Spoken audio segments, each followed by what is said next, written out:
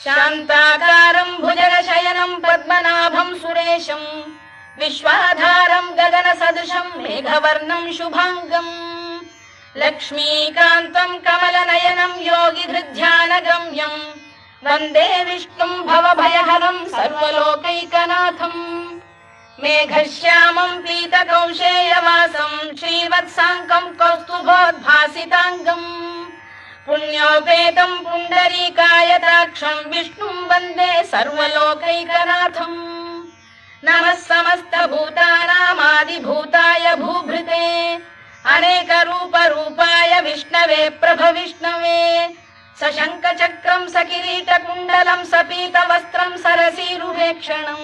సహార వక్షస్థల శోభి కౌస్తుభం నమామి విష్ణుం శిరసా చతుర్భుజం